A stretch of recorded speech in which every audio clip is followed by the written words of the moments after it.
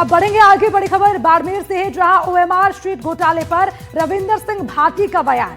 भाटी ने कांग्रेस बीजेपी पर निशाना साधा, विधानसभा सत्र में मुद्दा उठाने की बात कही, कहा मामले पर सरकार से जवाब मांगेंगे। देश में चल रहे मार्कशीट के घोटाले को लेके या उसमें पाई गड़बड़ियों को लेके जहां सभी लोग अपनी अपनी बातें कह रहे हैं, उसी को लेके निर्दलीय विधायक रविंदर सिंह भाटी का क्या कहना है और आखिर किस तरीके से इन्होंने इस बात को सरकार तक पहुंचाया, आइए जानते हैं।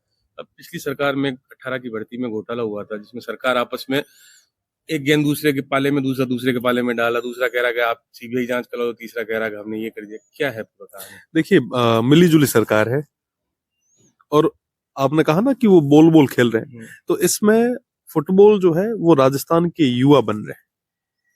दोनों ही सरकारें आई, सभी ने कहा था कि साहब हम बड़े बड़े मगरमच्छ पकड़ेंगे, अभी तक कोई मगरमच्छ नहीं पकड़ा गया।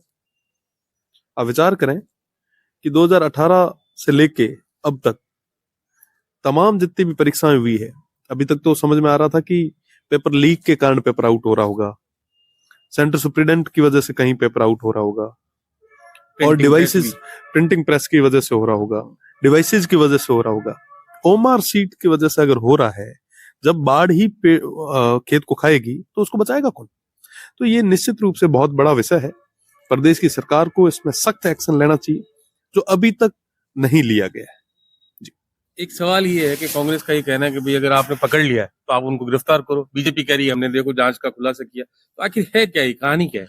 देखिए, मैं वापस वही कहूंगा, मिली जुली सरकार है, सब अपना पल्ला झाड़ने में लगे हैं, कोई अकाउंटेबिलिटी नहीं है, कोई जिम्मेदारी लेने के लिए तैयार नहीं है। मुझे लगता है कि जिम्मेदारी से बड़ी चीज है कि आप एक सख्त मैसेज दो ताकि भविष्य में ऐसी कोई घटना न घटे, युवाओं के साथ इस तरीके के कुठाराघात ना हो।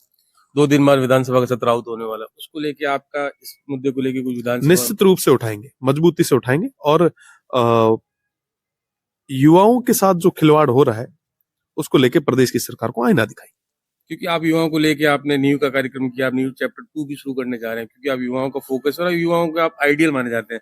तो ऐसे में युवाओं को आपके प्रति उम्मीद ज्यादा लगती है कंपेरेटिव अदर पॉलिटिशियन। देखिए, मैं आपको बताना चाहूंगा कि पेपर लीक का प्रकरण रहा हो या तमाम चीजें और भी, छात्र संघ चुनाव भी रहे हो, हर विषय को मजबूती के साथ सदन पे प्रदेश की सरकार के सामने रखा है, और सत्र में भी ये सारे इश्यूज को मजबूती के साथ युवाओं के हित में प्रदेश की सरकार के सामने रखा जाएगा।